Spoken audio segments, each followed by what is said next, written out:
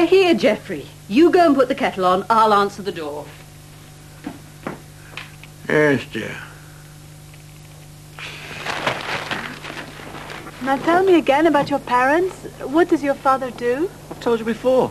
He's a bank manager and my mum teaches art.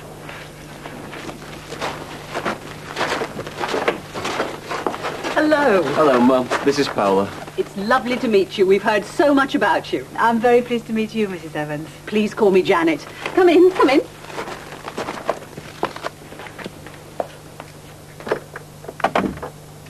David, take Paola's coat, dear. Yes, Mum. Come into the sitting room. Dad, can I introduce you to Paula? Hello, Paula. Pleased to meet you. Hello, Mr. Evans. Oh, these are for you. Very kind of you. I love these. We can have some after lunch. Did you put the kettle on, Geoffrey? Yes, I did, dear. Paula, would you like some tea or would you prefer coffee? A tea would be lovely. Tea for you, David? Yes, please, Mum. I'll come and help you. Oh, please, take a seat, Paula. Thanks. How are you enjoying your stay in England? Oh, it's great. Cornwall is very beautiful. Yes, it's lovely, isn't it? But it's a bit wet at this time of year. David tells me you're a photographer. Yes, that's right. I'm here taking photographs for a magazine. Oh, you should take photographs of one of David's articles. You'd make a good team. She's lovely, David. Shh. She'll hear you. Must be very difficult for you, living in different countries. We're not exactly going out together, Mum. You can't, can you? Not with her living in Rome and you in Bath. I mean, she's not my girlfriend. These things take time. Your father and I were engaged for 6 years before we got married. Don't forget the milk, dear.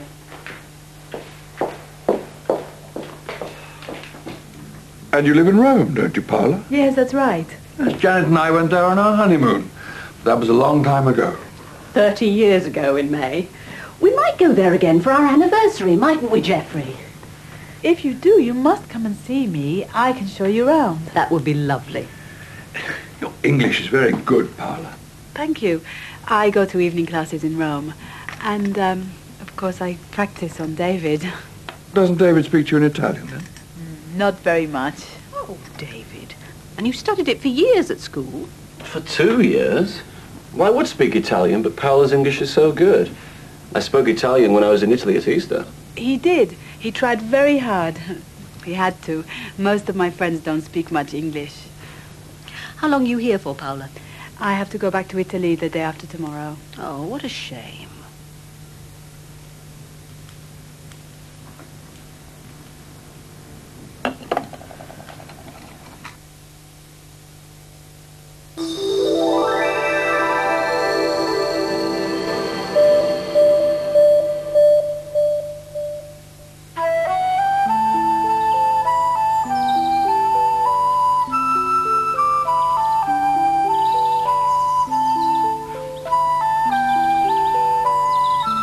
In the heart of the English countryside, you feel that life hasn't changed for centuries.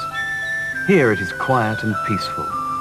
People can escape from the cities and their crowds, pollution and noise. This is King's Sutton, a village in Northamptonshire, about 40 miles from the huge industrial city of Birmingham.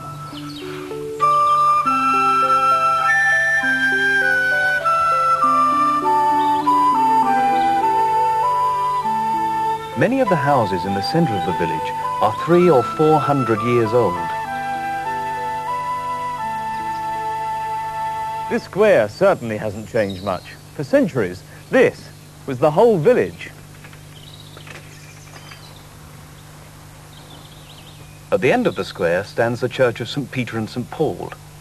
It was built between 1220 and 1450 and is the oldest building in the village.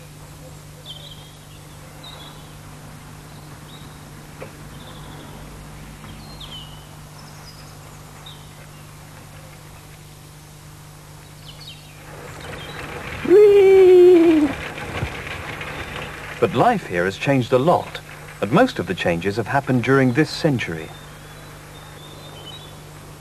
King Sutton used to be a farming community. At the beginning of this century, about 1,000 people lived in the village, and most of them worked on farms in the area. But nowadays, machinery does the work of horses and men, and only 7% of the population work in agriculture.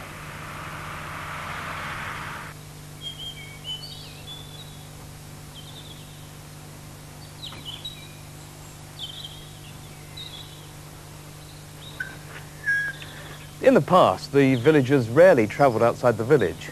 They could buy almost everything they needed at the local shops.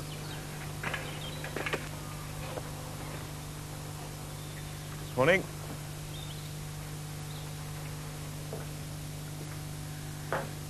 This was the village bakery.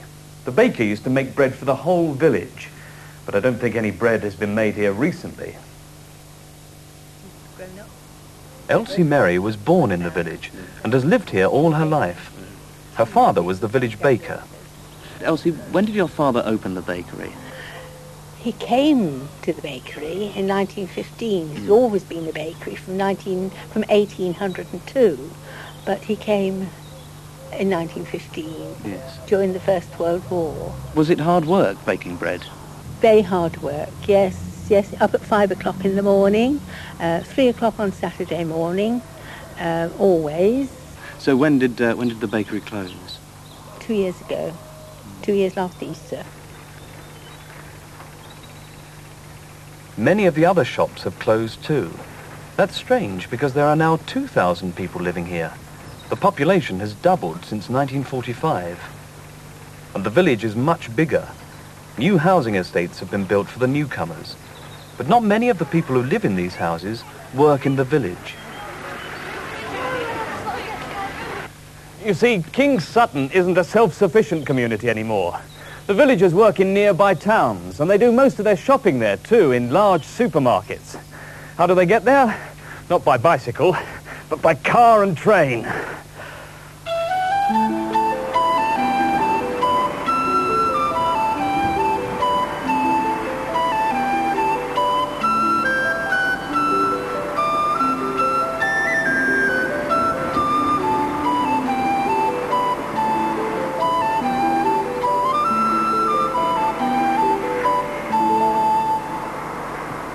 Why do you like living in King Sutton?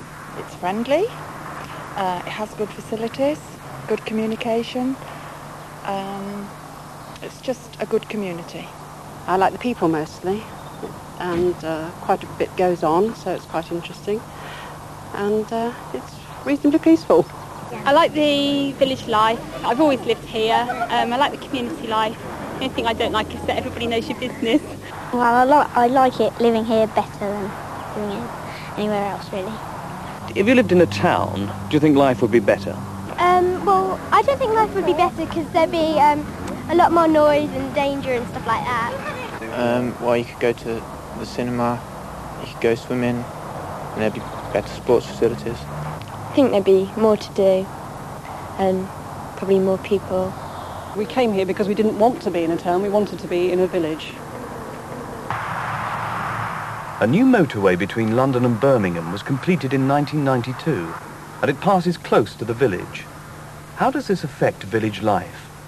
Well, there's a lot of complaint about the noise and pollution from the motorway, but it does improve communication to those who use cars for travel.